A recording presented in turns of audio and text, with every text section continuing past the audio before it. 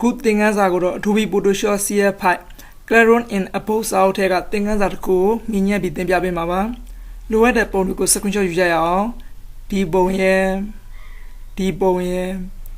bongo using account Kupurio Tene Poye Comamale Mabidavare. Secretary Ubidoshi, Production away open by me. Pioneer women, open their women. Dita bongo, you lay by me, you be open lay by me. The bombo I know. Look up Pioneer town by me. Look at your place there town by me. To the other bongo, you lay me, you lay be your place go tell me by me. That's not bombo I bono. Dina bongo, what did you do? Up arrow gilling at the chet in by me.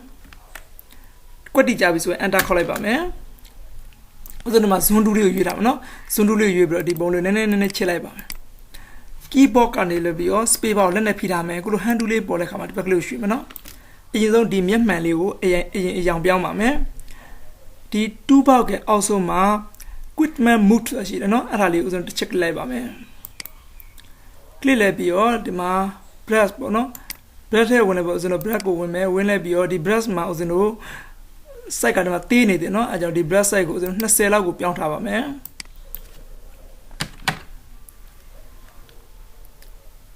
Plus, I know the Codiva, the Bomazano, Pilebi, or the Miaman kindly, oh,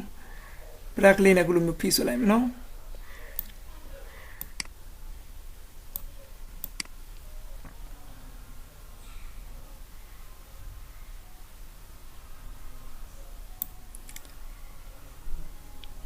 Stand and mogo bien tameno. Check labor man. Pissai people control 0 bien labor man. Goose region select ajiva select adi. A bien the house select no, the twin house select bien pissage in it where select here women, select animal impasse hotel labor. That's what the twin alley select to no. Kujima was no in make an labio adjustment there when I'm no adjustment majiva divaka ecolo may need. Lolo me no, I do pin the Ludenia was the check labor me. Close up all and okay labor me. Young woman no image adjustment. That's a good go on lolo ya, you know. I was not who am saturation of tableau when labor, you know. Who am saturation bola be Dalio was a young piano, Geneva, Mouse and Dalio and Swab. A young linen little, I know.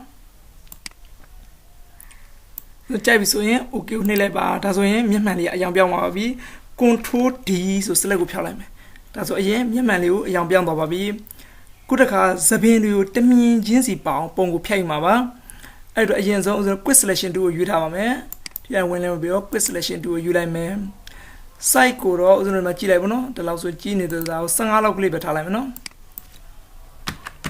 Sanga. The Apoani level was another P level, the quick selection to Lina Slappy labor.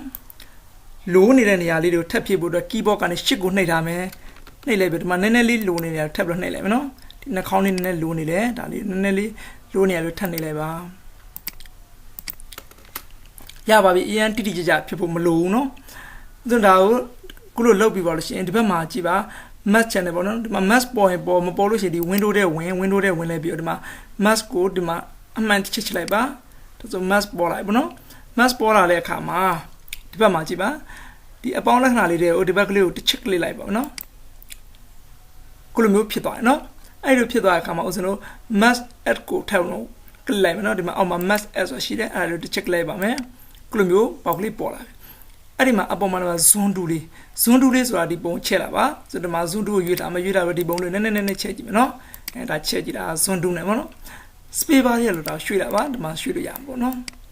Pian Choni, Zundu, you have a keyboard and down or down it, no, or down Nelebio, the changing Nelo Diano, Pian changing chair,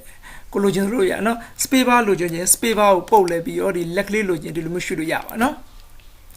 The beauty was on Winchilaba, Colors a few monoma, a male on black on Nelja, a male piton, no, and another house and old Martablo, Chiva, now Jenna, a young Lepiano, no, Colors was an old ma, a male, Pianame, on black Pianam, no. On black go beyond below is an old Majiba. Smooth, just smooth will be a chombo move, no? The most smooth and then a swab, partly bound as a chile, Poma. And let me move beyond them will be no? That was on the smooth ma, sang out of time, no? Sang out of Yaita. ဒီအောက်က construct မှာကြတော့ဒီမှာကြည့်လိုက် construct မှာဘာလို့ပြောင်းလဲဆိုကြည့်နည်းနည်းလေးပြောင်းလဲမှုတွေရှိတယ်နော် construct မှာconstruct ကိုလို့ဦးဇင်းတို့40လောက်ထားလိုက်မယ်40အောက်က shift app မှာကြည့် shift app ကိုဦးဇင်းဒီမှာဆွဲပြမယ်ဘာလို့ပြောင်းလဲလဲဆိုတော့ဒီမှာသိအောင်နော်ဒါမှမဟုတ် shift app မှာ -h ကိုထားလိုက်ပါမယ်-h ရပြီဒီအောက်ကဒီ contaminate ကိုဦးဇင်းတို့အမှန်ချစ်ထားမယ်နော်ချစ်ထားလိုက်ပြီးဒီအောက်မှာဆိုလို့ရှိရင် output to မှာ new layer width layer max ဆိုတော့ရွေးထားမယ်လက်ရှိ layer နဲ့နောက်တစ်ခါပွားပြီးတော့ထပ်ပြီးတော့လုံးမှာပေါ့နော်အဲ့လိုဦးဇင်းတို့အကြောင်း new layer width layer max ကိုဦးဇင်းတို့ရွေးထားမယ်ရွေးထားပြီးလို့ရှိရင်ဒီဘက်က black လေးကိုတစ်ချက်လိုက်ပါမယ်နော် right click နဲ့ click လိုက်ပြီးအပေါ်မှာဆိုလို့ရှိရင် refine radius 2ကိုယူလိုက်မယ်ဒါတန့်စင်ပါဘူးနော် refine radius 2ကိုကျွန်တော်ရွေးပြီးလို့ရှိရင်ဒီမှာအပေါ်မှာတန့်ဒီဟာနည်းနည်းသေးနေသူရှင်ဆိုဒီမှာ site ကိုကြီးကျင်တော့ကြည့်ရတယ်ကျွန်တော် site ကို300လောက်ထားလိုက်ပါမယ်ကြဲဝန်းဆိုတော့အလောတော့ဗောနော်ဒီလောက်300လောက်ထားလို့ရှိရင်အဆင်ပြေတယ်ကဲဦးဇင်းတို့ဒီအပေါ်ကတော့ feed ဆွဲလိုက်မယ်ယူလိုက်ပါနော်ဒါဘေးကစပင်တွေကိုသူဒီလိုတန့်စင်ပြီးတာဒီမှာနောက်ထပ်ပြီးတော့တန့်စင်လို့ရတယ်နော်ဒီလောက်ဆိုရပါပြီအရင်အချောတန့်စင်မှုသိမလိုအပ်ပါဘူးနောက်တစ်ချိန်ထက်လောက်မှဆိုတော့နော်ဆိုတော့ကြိုက်ပြီး okay ကိုနှိပ်လိုက်ပါဒါဆိုချိန်တန့်စင်ပြီးပါပြီဗောနော် space bar ကိုဒီဗောနော်လက်ကလေး hand tool လေးယူပြီးတော့မှကြည့်နည်းနည်းလေးကျန်းနေတယ်နော်ခုတခါဒီလက်ရှိအပေါ်က data ပထမ layer ဗောနော်ပထမ layer ပုံနဲ့ဒုတိယ layer ပုံနဲ့ဘာကွာဆိုကြည့်မလားဒါပထမပုံဒီမှာဦးဇင်းတို့ကိုတန့်စင်တဲ့ပုံနဲ့နော်ကွာချမှုဒီမှာတွေ့ရတယ်နော်ခုတခါဒီ layer ကိုဒုတိယ layer ကိုဆက်ပြီးတော့တန့်စင်မယ်ဒုတိယ layer ကိုဆက်တန့်စင်ဖို့တော့ဒီမှာဒီအလွတ်မှာဆိုလို့ရှိရင်ဒီမှာ main နေမယ်နော်အပေါ်မှာ mask မှာ main နေတယ်ဒီလူရုပ်ပေါ်တော့တစ်ချက်လိုက်မယ်ဟိုဒီမှာ mask မှာတောက်သွားပြီနော်အဲ့ဒီချိန်မှာဒီမှာ mask app ကိုထပ်ပြီးဝင်လိုက်မယ်နော် mask app ကိုဝင်လဲပြီးခုတခါကျတော့ view မှာ on white ကိုရွေးထားမယ်နော်အဖြူအောင်ရွေးလိုက်မယ်ရွေးလိုက်ပြီးတော့ဦးဇင်းတို့ဒီအဖြူနဲ့တန့်စင်ကြည့်မယ်ကျစပင်းပိုးပြီးတော့တန့်စင်လာနော်စပင်းတချောင်းချင်းပိုးပြီးတော့တန့်စင်ပေါ်လာတယ်နော်ဒီကနေပြီးဦးဇင်းတို့ဒီ contaminate ကိုဦးဇင်းတို့အမှန်ချစ်လို့ဒီကနေမနဲ့ဆွဲကြည့်လို့ရှိရင်သိတာမယ်နော်ဒါကိုကြိုက်ပြီဆိုရှင် okay ကိုနှိပ်လိုက်ပါဒါဆိုရင်စပင်းတွေကတချောင်းချင်းစီတန့်စင်သွားပါပြီဒီပုံလေးကိုဖစ်ဆိုင်ပြောင်း control 0ဆိုကြတယ်နော်ဒါစပင်လေးတစ်ချောင်းချင်းဒီမှာတန့်စင်သွားဒီအောက်ကဒီဟာလည်းဦးဇင်းတို့ရှင်းကြည့်လိုက်နော်ဒါမတန့်စင်တဲ့ပုံနဲ့တန့်စင်တဲ့ပုံနဲ့ဘာကွာဆိုတော့နော်ဦးဇင်းတို့ဒီအောက်က layer နှစ်ခုမလိုအပ်တော့ဆိုနှစ်ခုစလုံး select ပေးထားမယ် shift ကိုနှိပ်ပြီးတော့ဒီနှစ်ခု select ဖြစ်နေတဲ့အချိန်မှာ keyboard ကနေပြီး delete key နဲ့နှိပ်လိုက်ပါမယ်ဒါဆိုပြတ်သွားပြီနော်ဒါဆိုစပင်တွေတန့်စင်ပြီးပြီခုတစ်ခါဒီစပင်တွေကိုထပ်ပြီးတော့အယောင်လေးတောင်းအယောင်တင်ကြမယ်အယောင်ဘယ်လိုတင်မလဲဆိုတော့ဒီမှာဦးဇင်းတို့ဒီအပေါ်က layer ကိုနောက်ဆုံး layer ကို select ပေးမယ် select ပေးပြီးဒီကောင်ကို CR1K mode ပြန်ပြောင်းအောင်ပါ CR1K mode ပြောင်းဖို့အတွက်ဒါအရင် select ပေးထားမယ် select ပေးလဲပြီးတော့ image ထဲဝင်မယ် image ထဲ move ထဲဝင်မယ် move ကနေ image move ထဲဝင်မယ် CR1K color ကိုကျွန်တော်ပြောင်းလိုက်မယ်နော်ပြောင်းမလို့ flatten လုံးမှလာတယ်မလုပ်ဘူးလို့ပြောလိုက်နော် don't flatten ကိုနှိပ်လိုက်ပါ okay နှိပ်လိုက်ပါဒါဆို CR1K mode ကိုပြောင်းပါပြီဒီဘက်က layer ရဲ့အပြင်မှာဒီမှာ channel ဆိုတာရှိနော် channel ထဲဝင်ကြည့်လိုက်ပါအပေါ်မှာ CMYK ဒါဆိုတာအယောင်ကဒါ၄အောင်ပေါ့နော် C ဆိုတာဒီအောက်ကဟာရဲ့ဒါသူတို့ရဲ့အစစလုံးလေးပေါ့နော် CMY ဒါတော့ black ကတော့သူက K ဒီနောက်ဆုံးစလုံးကြီးတော့နော်ဒါ CMYK ဒီအယောင်လေးအဲ့မှာဥစ္စာတို့မလိုအပ်တဲ့အယောင်လေးတစ်ခုချင်းဖြုတ်ကြည့်မယ်နော်ဒါလည်းမလိုအပ်ဘူးမလိုအပ်တဲ့အယောင်တစ်ခုချင်းဖြုတ်ကြည့်မယ်ဥစ္စာတို့ black မှာတစ်ခုပဲထားမယ်ဒီလက်ရှိ black layer ကိုကျွန်တော် check လိုက်လိုက်ပြီး layer ထပ်ပွားလိုက်ပါမယ် duplicate channel ဆိုတော့ okay ဆိုတာ channel အသစ်ထပ်ပွားလိုက်မယ်နော်ဒါမှကျွန်တော်အမှန်ချက်ထားမယ်ဒီ layer ကိုဖြုတ်လိုက်မယ်ဒီမှာကျွန်တော် black copy ဆိုတာထပ်ပြီးပွားထားပြီblack copy ကိုပွားလိုက်ပြီးတော့ကျွန်တော် image ထဲဝင်မယ် image ထဲမှာ adjustment ထဲဝင်မယ် adjustment ကနေပြီး level ထဲကိုထပ်ဝင်လိုက်မယ်ဒီမှာဒီ7ဒီအနှစ်ရောင်ထပ်လို့လာအယောင်မြင့်ပါဘောနော်ဒီတုံးလေးကိုဆွဲပြီးကြည့်မယ်အနှစ်ရောင်ပိုးပြီးတော့တက်သွားနော်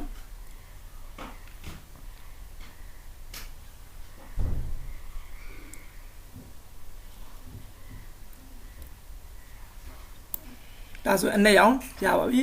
okay နှိပ်လိုက်မယ်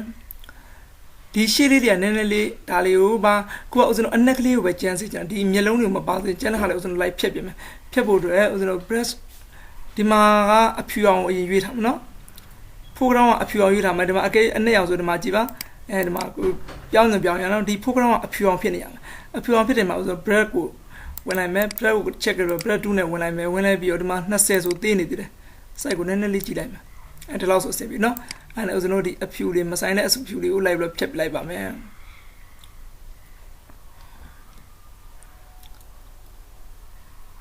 ဒါဆိုရင်အနက်တီးတန်ပဲကျန်တော့ပါနော်အဲ့လိုဒီမှာအနက်ကလေးဒီစပင်းဘက်ပြောင်းမှာဆိုတော့အနက်ပဲကျန်နော်အဲ့ဒီအနက်ပဲကျန်တဲ့အခါမှာ image ထဲဝင်မယ် image ထဲ adjustment ထဲဝင်မယ်နော် adjustment ထဲကနေပြီးတော့ဥစဉ်တို့ inverse ဆိုရှိတယ်နော်အဲ့ဒီ inverse ထဲကိုထည့်ဝင်လိုက်ပါမယ်ဟောမှာဒါလေးတစ်ခွက်ထည့်ကျန်နော်ခုချိန်မှာဥစဉ်တို့အယောင်ပြောင်းလာမှာပါအဲ့လိုဒီမှာအကွက်တစ်ခွက်ပဲကျန်တဲ့အခါမှာဒီအောက်ကိုကြည့်ပါဒီလေအောက်ဆိုမှဒီအကွက်ကလေးတစ်ခွက်ရှိတယ်နော်ဒီအကွက်ကလေးအဲ့အကွက်ကလေးကိုစနိုးဒါလေးကိုတစ်ချက်လိုက်ပါမယ်ဒါဆိုရင်အဖြူသားလေးကိုသူ select လုပ်ပေးထားတယ်ပါ select လုပ်ပေးပြီနော်အဲ့ချိန်မှာစနိုး layer ကိုပြန်နှိပ်လိုက်မယ်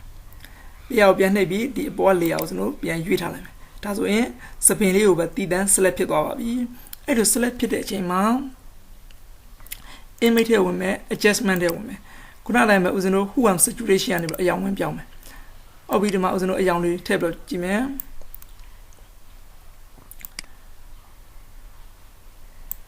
အယောင်လေးနည်းထည့်နော်။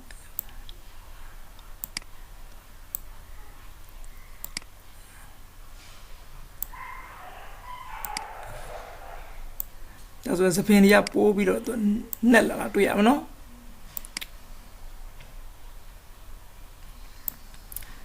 ကြိုက်ပြီဆိုတော့ okay နှိပ်လိုက်ပါနှိပ်ပြီးတော့ဒီ select ဖြောက်ခြင်း control D ဆို select ဖြောက်လိုက်ဒါဆိုရင်စပင်းလေးရဲ့ပို့ပြီးတော့အယောင်တောက်လာတာတွေ့ရပါလိမ့်မယ်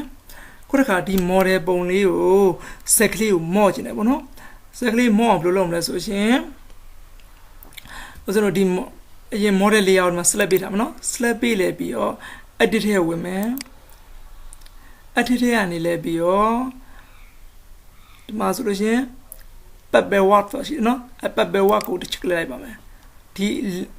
လူပုံလေးကိုခုလိုကွန်ရက်ကလေးပေါ့နော်စကားအုပ်ထားပြီအဲ့လိုအုပ်ထားခြင်းမှာဦးဇင်းတို့လှုပ်ရှားခြင်းဒီဇက်ကလေးကိုပဲတည်တံ့မော့ခြင်းလားဒီကျန်တဲ့ခန္ဓာကိုယ်ထဲမပါစေခြင်းပေါ့နော်အဲ့ဒီအတွက်ငြိမ်စေခြင်းတဲ့နေရာလေးဦးဇင်းတန်မိုးလေးလိုက်ရမယ်ဒီပုံမှာအပေါ်မှာတစ်ချက်လိုက်ကလစ်လိုက်ပါတော့တန်မိုးလေးသူလိုက်ပြီးရိုက်ပြီနော်ဒါငြိမ်စေခြင်းတဲ့နေရာလေးပေါ့နော်ဒါမပါစေခြင်းတဲ့နေရာလေးကိုခုလိုတန်မိုးလေးလိုက်ရိုက်ထားရတယ်အပေါ်မှာနော်ဒီကွန်ရက်ပေါ်မှာပဲတန်မိုးလေးလိုက်ရမယ်ကျန်တဲ့နေရာမှာသွားရိုက်လို့ရှိရင်သူကမရအောင်နော်ဒီပေါ်မှာဦးဇင်းတို့ကွန်ရက်ပေါ်မှာတန်မိုးလေးလိုက်ရိုက်မယ်